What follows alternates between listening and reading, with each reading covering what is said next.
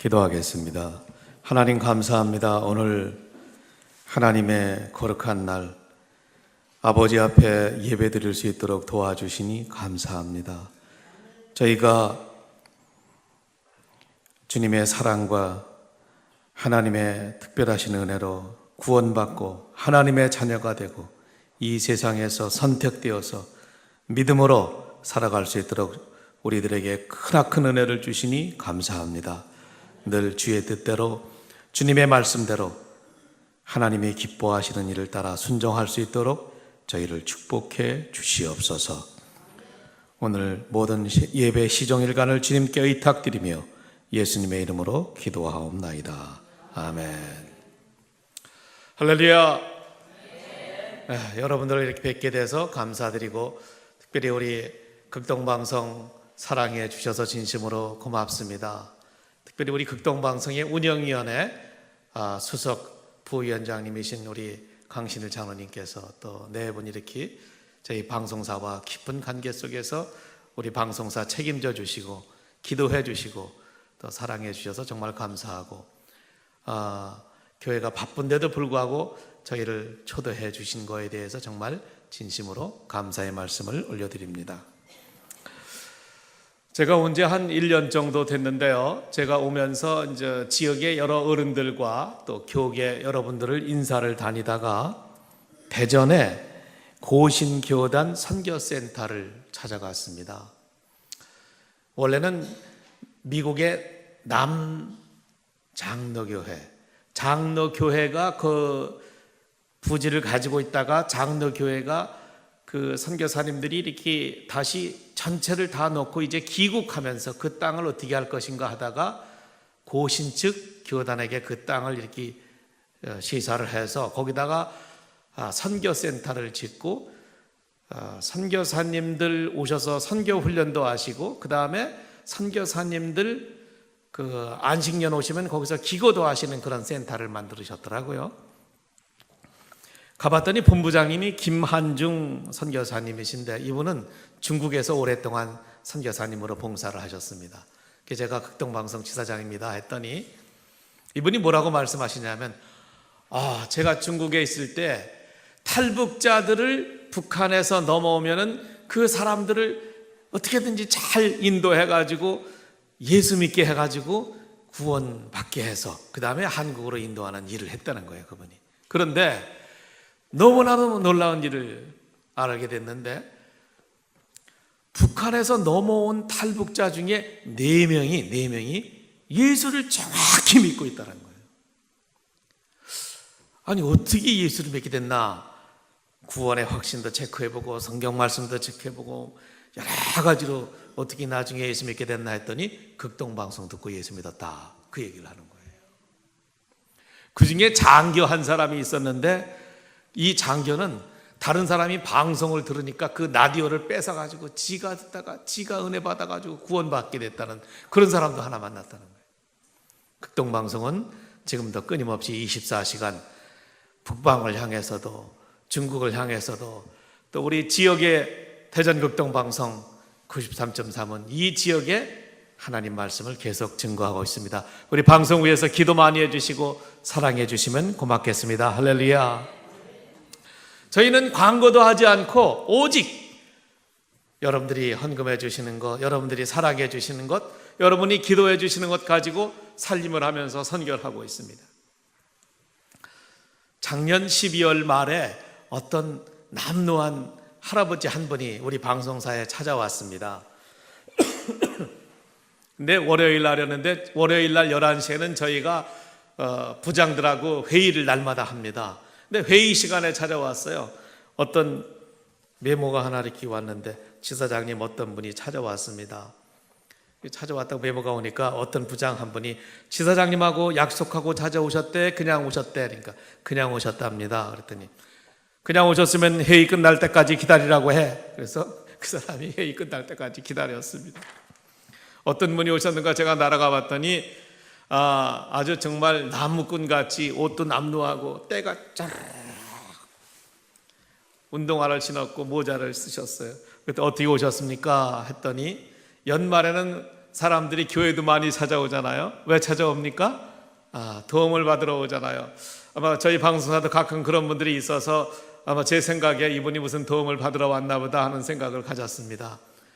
어떻게 오셨어요? 했더니 극동방송 좋은 일 많이 하시죠? 대뜸 그 말씀을 하셔서 아니나 다를까 머릿속에 제가 회전이 빠르지 않습니까? 또 우리 직원들도 다 그런 생각을 가지고 있었는데 좋은 일 많이 합니다. 저희 방송사 정말 좋은 일 많이 합니다. 했더니 이분이 주머니에서 봉투 2장을 이렇게 꺼내시는데 하나는 극동방송 좋은 일 많이 하니까 전파 선교사 헌금입니다. 또 하나는 불의유 돕기에 써주십시오 해가지고 봉투 2장을 이렇게 내놓는 거예요. 우리의 예상과 완전히 빗나간 행동을 제가 보면서 어떤 일을 하십니까? 했더니 이분이 하시는 말씀이 내가 사실은 원로 목사인데 요새 할 게 없어가지고 박스를 주스러 다닙니다. 페이지를 주는다는데 난 페이지가 뭔지를 몰라서 종이를 주순 그 돈으로다가 오늘 여기 극동방송 내가 작은 기회를 섬겼기 때문에 선교 헌금을 못했었는데 지금은 박스 주셔서 내가 헌금을 가져왔습니다. 그리고 가져왔어요. 또 자존심이 있어서 얼마 가져왔는지 물어보지는 못하고 점심시간이 돼가지고 제가 점심을 잘 대접하고 나서 우리 경리한테 영수증 끊어줘라 그래서 영수증 끊하고 나서 그분 가시고 난 후에 얼마 헌금했냐 했더니 50만 원씩 100만 원을 헌금했대. 근데 내가 그분한테 물어봤거든요. 박스를 주시면 하루에 얼마나 버실 수 있습니까? 했더니 이렇게 하루에가 아니라 한 달치 전체를 해가지고 하루에 벌어보니까 평균 12,000원을 번대. 12,000원을 벌어가지고 100만 원을 헌금해 오셨어. 그래서 계산을 또 내가 막 해봤더니 100만 원을 벌려면은 3달 동안 먹지도 않고 쓰지도 않고 꼬박 모으면 100만 원을 벌 수가 있어. 먹고 쓰고 벌면은 1년을 벌어야 100만 원을 벌 수가 있어. 여러분 1년 벌은 돈 한 번 하나님 앞에 드려보셨어요? 내 괜히 질문했나 보다. 그냥 분위기가 좀 싸한데 죄송합니다. 그분이 그걸 하나님 앞에 드리셨어. 제가 생각을 많이 했습니다. 저분도 쓸 데가 많을 텐데 노후에 박스 주시면서 할 일도 많을 텐데 저걸 하나님께 드린 거에 대해서 저 마음의 감동과 생각을 많이 하는 시간을 가졌습니다. 제가 장유에 여기 오기 전에는 저 경남에 있었는데 창원에 있었습니다. 거기에 장유라는 도시가 있는데 장유에 어떤 권사님 한 분이 갑자기 찾아오셨어. 봉투를 하나 가지고 오셨어요. 그래서 이게 무슨 봉투입니까? 했더니 우리 아들이 33살인데 원래부터 선교사가 되기를 원했대. 그런데 한 달 전에 교통사고로 그만 우리 집 앞에서 돌아가셨는데 죽었는데 보험금이 나왔대. 보험금이 나온 거 반은 하나님 앞에 교회에 내고 반은 우리 아들 대신 극동방송이 선교를 대신해 주십시오 하면서 헌금을 가져왔어요. 우리는 그런 것으로 극동방송을 쏴서 올리는 거예요. 우리 극동방송 듣고 은혜 받은 사람 한번 손 들어보세요. 손 들어보세요. 예, 그분들이 헌금한 거로 우리가 살림을 해서 방송을 내보내는 것입니다. 그냥 내보내는 것이 아니라 정말 고귀한 물질로 하나님 앞에 우리가 그 방송을 하는 것입니다. 제 친구 3사람을 제가 한번 소개해 드릴까 합니다. 제 친구 3이 있는데 참 재미난 친구들이 있어요. 서정무라는 친구인데 제가 미국 유학 중에 만났습니다. 그 집에 가서 식사를 하면서 목사님은 어떻게 해서 목사님이 되기로 결심을 하셨습니까? 그래서 미국 여기까지 유학 오셨습니까? 했더니 목사님이 말씀을 안 하시고 사모님이 빙그레 웃으면서 말씀을 하시는데 말씀의 내용은 이런 것입니다. 우리 목사님이 중학교 2학년 때 친구 4사람과 함께 복숭아밭에 복숭아를 따러 들어갔대요. 근데 이 목사님은 키가 작고 다른 친구들은 다 키가 큰데 복숭아를 따가지고 주머니에다 넣고 쬐끄맣게 넣고 한참 따가지고 있는데 갑자기 친구 중에 한 사람이 주인이다. 그 말에 다른 사람은 막 도망을 갔는데 이 친구는 다리가 짧아가지고 주인한테 딸바닥 걸려들었어. 그래서 울면서 용서해달라고 아무리 용서해달라고 빌고 복숭아 다 토해내도 용서를 안 해주셔. 부모님이 찾아왔습니다. 부모님이 찾아와서 내가 우리 애를 잘못 가르쳐서 이렇게 됐으니까 용서해 주십시오. 얘가 혼자 그런 게 아니고 네 사람이 그랬다니까 제가 네 사람 거를 다 물어드리겠습니다. 그래도 용서를 안 해주는 거예요. 학교 선생님이 찾아왔대. 하도 용서를 안 해줘가지고 선생님이 찾아와가지고 제가 애를 잘못 가르쳐서 그랬으니까 저를 봐서라도 용서해 주시고 다시는 이런 일이 없도록 좀 제가 잘 얘를 교육하겠습니다. 그래도 용서를 안 해줘. 일주일 동안 용서를 안 해주는데 여기 일주일 후에 용서해 주는 조건이 뭐냐 하면은 가족이 교회에 가면은 용서해 준다는 거예요. 그래서 용서를 받으려고 교회에 생전 다니보지도 않았는데 교회에 온 식구들이 죄인이 돼가지고 저 뒤에 앉아가지고 예배를 드리는데 그 가수원집 집사님께서 목사님한테 가가지고 목사님 제가 한 가정을 전도해 왔습니다. 우리 집에 저절로 찾아왔습니다. 제가 데려왔으니까 목사님이 알아서 하십시오.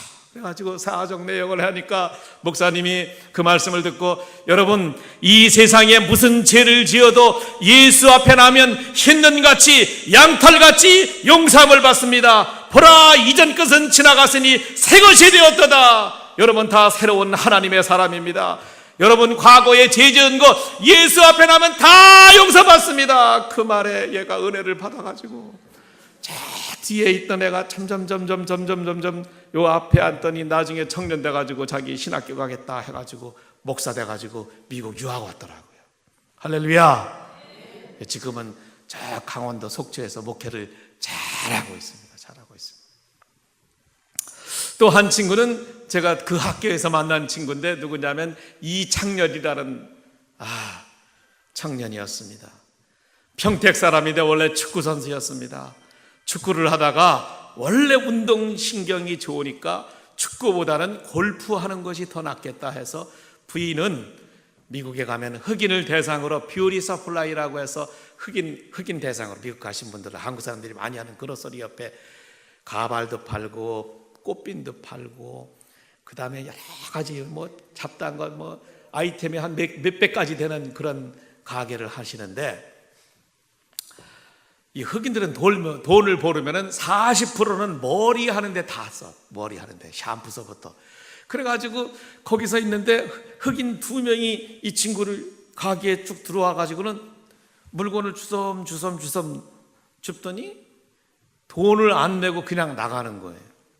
그래서 야 친구들아 물건을 가져갔으면 돈을 내고 들어가야지 왜 그냥 가냐 그랬더니 그냥 뭐 말도 않고 그냥 와가지고는 주섬 주머니에서 뭘 꺼내더니 권총으로 그냥 빵 쏜 거야. 이창렬이라는 우리 친구가 빵 소리가 나서 보니까 자기가 권총을 맞았어.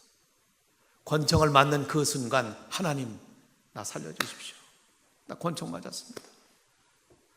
하나님 나 살려주시면 골프 선수 안 하고 목사 되겠습니다. 그 순간에 하나님 앞에 회개하고 그 순간에 하나님 앞에 서원을 해버렸어요. 이머전시가 와서 급하게 이머전시가 와가지고 그 사람을 병원으로 후송을 해가지고 구사일생으로 살아나가지고는 골프 선수 다 집어치고 목사님이 되시겠다고 신학교에 와서 제가 신학교에 와서 만나서 지금 신학교 졸업해가지고 목회를 잘 하시는데 저 시카고 옆에 그 일리노이주의 시카고 옆에서 지금 유학생들을 대상으로 목회를 잘 하시는데 미국 목회가 쉬운 게 아닙니다, 여러분. 별것도 아닌 거 가지고 사소한 거 가지고 삐지고요. 별것도 아닌 거 가지고요 서로 싸움하고요.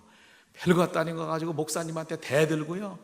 별것도 아닌 거 가지고 막 스트레스를 너무 많이 주는데 이 목사님이 그럴 때마다 손가락으로 자기 권총 맞은 자국을 한번 만져보는 거예요. 이렇게. 그러면은 모든 문제가 다 없어져 버려요. 모든 문제가 다 평안해 보여. 권총 맞고 회개하는 목사님. 여러분, 권총 맞고 회개하는 게 낫겠어요? 안 맞고 회개하는 게 낫겠어요? 권총 맞고 회개하실래요? 안 맞고 회개하시는 여러분들이 되길 주님의 이름으로 축원드리겠습니다. 한 친구는 누구냐 하면 유성춘이라는 친구입니다. 이 친구는 제가 고등학교 1학년 때 만났는데 공부를 너무너무 잘하는 아주 학생이었어요. 공부를 얼마나 잘하는지 몰라요. 그런데 코 옆으로 점점 코가 커지는 거예요. 점점 커져. 그래서 내가 이렇게 만져봤더니 그냥 말랑말랑만 하고 아무렇진 않고 아프냐 그랬더니 아프진 않대. 근데 점점 커져. 점점. 고등학교 1학년 때부터. 그때 고등학교 1학년 때 내가 무슨 죄를 많이 졌는지 맨날 그 친구하고 여기 앞에 와가지고 교회 강대상 앞에 나와가지고 맨날 저녁마다 기도를 했어. 부흥회 그 강사님들이 기도하면은 하나님께서 축복 주신다 그래가지고 맨날 여기 와가지고 저녁마다 그렇게 기도를 하고 그랬었는데, 근데 그 친구가 이제 대학을 가서 대학교 2학년 때 신체 검사를 맡으러 딱 갔는데 군인들을 신체 검사를 딱 보는데 군의관이 와가지고 걔를 딱 찍어내더는 거예요. 딱 찍어내더니 일로 와봐라. 그랬더니 군의관 3명이서 얘를 CT 촬영을 하고 엑스레이를 찍고 한참 판독을 하더니 너는 군대 가면 안 된다. 너 코 옆에 피부암이 생겨서 빨리 가서 수술하고 그 다음에 군대는 갈 수가 없어. 그래서 군대 면제를 받고 왔어. 집에 와가지고 엄마 나 군대 면제 받았어. 왜? 그랬더니 이게 암이래. 우리 어렸을 때는 암이 뭔지도 몰랐어. 지금 같았으면 난리 났을 텐데 암이. 그래? 어떻게 해야 된대? 수술해야 된대. 그냥 아프냐? 안 아파. 수술도 안 하고. 2달 후에 어떤 일이 생겼냐 하면은 그 교회에 고색동 사는 어느 청년 자매가 있었는데 지금도 청주에 살아. 그 자매가 그 수요일 날 예배 끝나고 나서 그 이웃 동네 사니까 거기를 밤에 데려다 주다 가다가 그 다른 이웃집에 사는 젊은 청년이 술을 먹고 오토바이를 타고 막 가다가 유성준이라는 청년을 그냥 들이받아가지고 얘가 하늘로 올라갔다가 떨어졌는데 어떻게 떨어졌냐면 아스팔트에 이 코암으로다가 그냥 아스팔트를 그냥 비벼버렸어. 그래가지고 아스팔트 위에서 코암을 그냥 수술해버렸어. 근데 이 코만 수술 싹 했으면 얼마나 좋겠어요. 이빨도 4개가 같이 나가버렸어요. 그래서 병원에서 이걸 다시 제거해가지고 이빨도 다시 수정하고 가만히 있어 보니까 야, 내가 이게 하나님의 뜻이 있나 보다. 그래가지고 다시 건강을 회복한 후에 감리교 신학대학을 가가지고 지금 강화도에서 감리교회 목사님이 되셨어요. 감리교 목사님이 돼가지고 강화도에서 목회를 잘하고 있습니다. 제가 이 3분의 얘기를 왜 했냐 하면은 당시에는 그 사람들이 그 사건이 있었을 때는요, 이게 굉장히 큰 문제였어. 큰 문제. 시간이 지나고 나와 보니까 이게 하나님의 은혜였어요. 은혜. 지금은 고통이었지만 시간이 지나고 나와 보니까 하나님을 만날 수 있고 하나님 앞에 헌신할 수 있고 하나님 앞에 기도할 수 있는 하나님의 시간이었어요. 여러분, 우리 가운데 고통 가운데 있는 사람이 있습니까? 하나님 앞에 우리가 기도하고 간구하면 하나님께서 우리에게 축복을 주시고 은혜를 주실 줄로 믿습니다. 할렐루야. 오늘 본문에 3사람이 등장을 합니다. 이 3사람은 사사였습니다. 입산, 엘론, 압돈이라는 사사였습니다.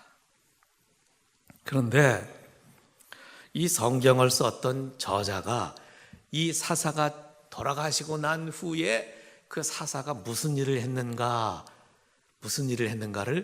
추적을 해서 조사를 했습니다.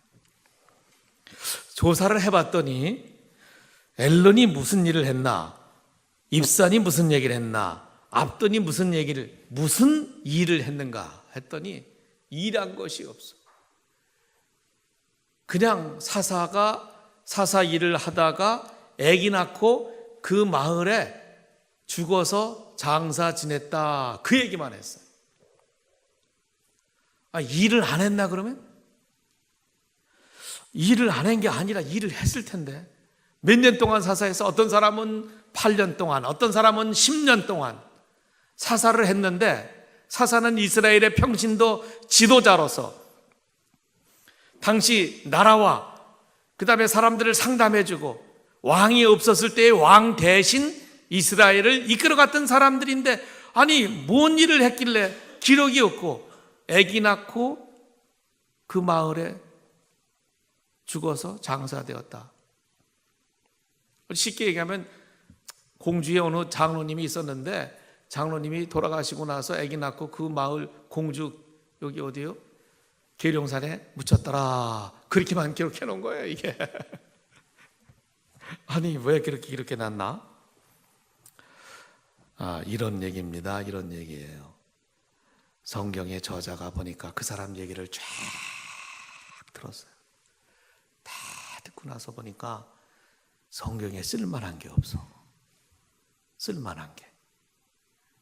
하나님의 눈으로 보았을 때에 성경에 기록할 만한 가치 있는 일을 안 해놨어. 하나님의 시선으로 보았을 때에 하나님 영광을 위해서 살질 않았어. 그럼 어떻게 살았는가? 도대체 어떻게? 왜 이런 결과가 났는가? 첫 번째는 이렇습니다. 하나님이 주시는 힘으로 살지 않고 자기 방식대로 살았기 때문에 그래요. 하나님 방식대로 살지 않고 자기 멋대로 살았기 때문에 그렇습니다. 입사는 아들 30과 딸 30을 결혼을 어떻게 시켰느냐? 외국에서 다 이렇게 데리고 왔습니다. 며느리는 외국에서 데려왔고 딸들은 외국으로 다 시집 보냈어요. 무엇 때문에 그랬습니까? 당시에 전쟁을 피하기 위해서 일종의 정략 결혼을 한 것입니다.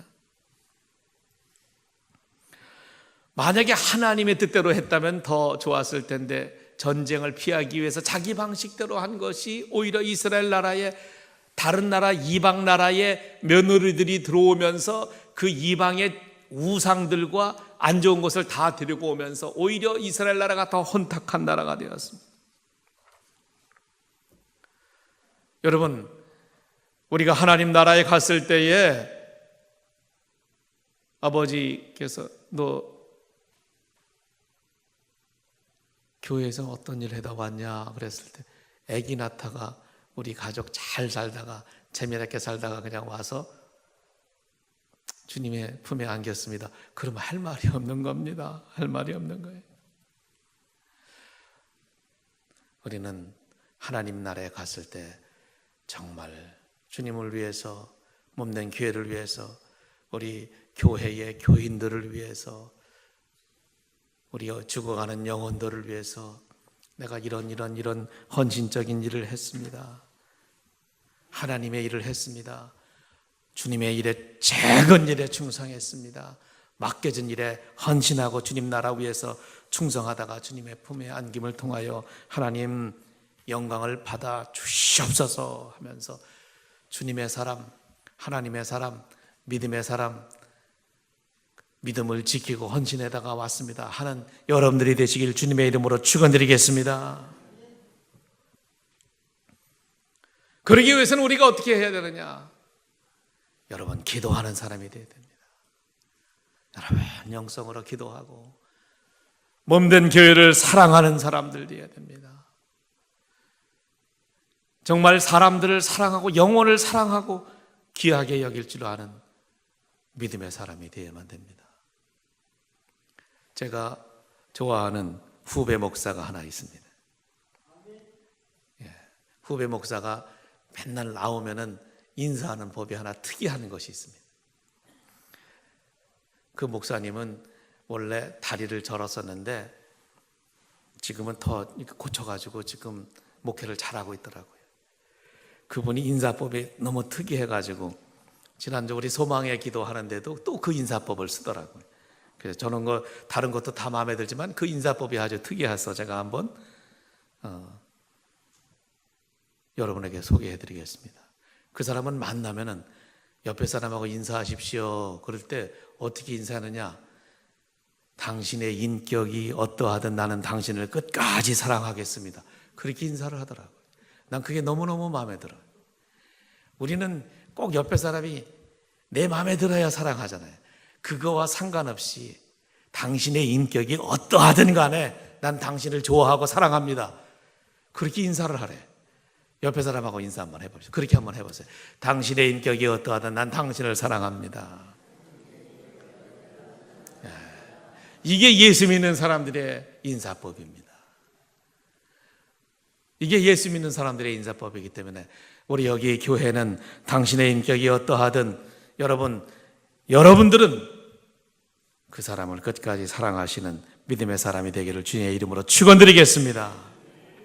로마 시대에 노라 페릭스라는 사람, 교회 지도자였습니다. 교부 시대 바로 뒤에 나왔던 그 사람인데, 당시 로마가 기독교의 핍박을 엄청나게 받았습니다. 가만히 보니까 예수 믿는 이 로라 페릭스를 찾아온 거예요. 잡으려고. 그래서 이 사람이 엄격길에 도망을 갔습니다. 도망을 갔는데 어디로 도망가느냐? 그 이웃, 그 동네에 동굴로 도망을 갔어요. 동굴로 도망갔더니 군인들이 막 이제 쫓아오는 거예요. 그래서 하나님 살려주십시오. 하나님, 제가 하나님 일을 더 많이 해야 되는데 로마 군병이 찾아옵니다. 하나님 앞에 기도하고 간구하고 정말 하나님 앞에 기도했더니 그 동굴 그 입구에 거미가 나타나더니 거미가 그냥 그 동굴 입구를 거미줄로다 이렇게 탁 치는 거예요. 군인들이 찾아와가지고 그 동굴로 들어가려고 했더니 거미줄이 이렇게 있으니까 여기는 사람 들어가는 흔적이 없으니까 그냥 지나가 버렸어요. 그 광경을 그 로라 페릭스라는 사람이 보고 나서 유명한 말을 남겼습니다. 하나님이 함께 하시면 거미줄도 철벽보다도 강하게 역사할 수 있고, 하나님이 함께 하시지 아니하시면 철과 같은 벽들도 거미줄같이 무너진다. 그런 말을 남겼어요. 하나님이 함께 하시면 거미줄 같은 약한 것도 철벽과보다도 더 강하게 역사하시고, 하나님이 함께 하시지 않으면 아무것도 아닌 것입니다. 여러분, 여기 세 사람 등장하는 사사, 이 사람들은요, 하나님이 함께 하시지 않으셨기 때문에 성경에 기록할 내용이 없었던 것이에요. 여러분들은 하나님이 함께 하시는 믿음의 귀한 권속들이 되어서 하나님 앞에 헌신하고 충성하는 하나님의 사람들이 되기를 주님의 이름으로 축원드리겠습니다. 기도하겠습니다. 하나님 아버지, 감사합니다. 하나님, 우리는 하나님이 함께 하시는 믿음의 사람들 되게 하여 주시옵소서. 하나님이 동행하는 하나님의 사람들 되게 하여 주시옵소서. 하나님이 도와주시고 하나님이 역사하시는 주님의 사람들 되게 해 주시옵소서. 예수님의 이름으로 감사하며 기도하옵나이다. 아멘. 저희 사진센터에 지금까지 진행한 것 한정을 하는 60자 극동방송에 대한 동영상 극동방송의 소인아 진입니다. 함께하고 계십니다. 보시고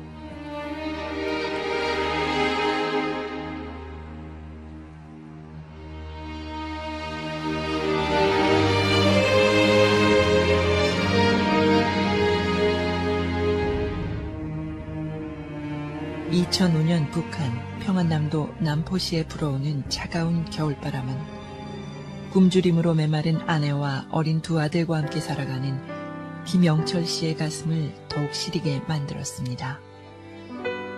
밥을 제대로 먹지 못해 앙상이 뼈만 남은 어린 두 아들의 모습을 볼 때마다 삶의 희망을 잃고 절망에 빠졌습니다. 그러던 어느 날 라디오에서 흘러나오는 노랫소리에 귀를 기울이게 됐습니다. 그 희망의 소리는 극동방송이었습니다. 처음에는 호기심에 극동방송을 들었지만 끊임없는 예수님의 말씀은 그를 기쁨으로 주체할 수 없게 만들었습니다. 그렇게 넉 달가량 무려 700쪽에 이르는 성경 이야기를 적어가며 그는 믿음을 키워갔습니다. 믿음의 확신을 갖게 된 후 아내와 두 아들 그리고 친척과 친구들에게도 성경 이야기를 전했습니다. 그리고 몇 달 새 예수님을 믿게 된 사람이 50명을 넘어섰습니다. 더 나아가 함께 극동방송을 들을 수 있는 지하교회를 마련해 성도들은 100명으로까지 늘어나게 되었습니다.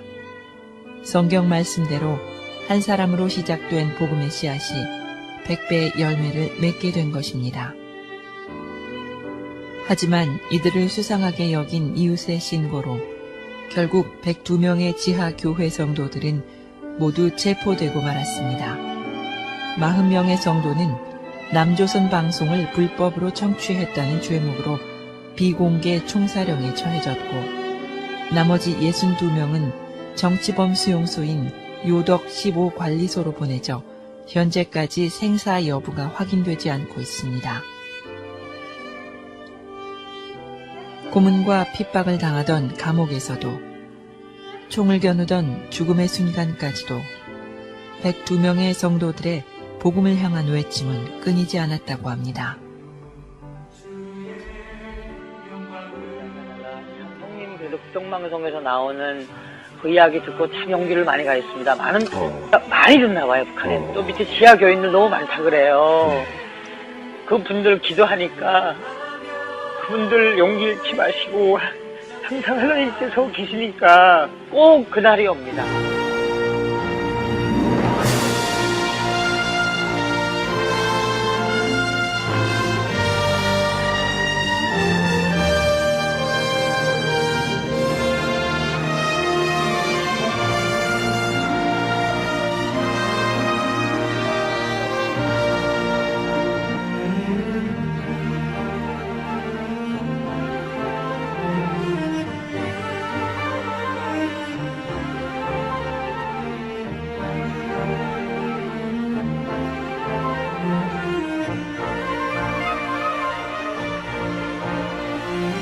당신이 갈 수 없는 땅에 휴전선이 막고 있는 그 땅에 희망과 생명이 필요한 그 땅에 극동방송은 복음의 빛을 비추고 있습니다. 지금 이 시간 극동방송의 전파 선교사로 헌신해 주시고 기도로 헌금으로 동역해 주십시오. 당신의 기도와 헌신이 복음의 씨앗입니다. 우리는 지금 희망과 생명을 전하고 있습니다.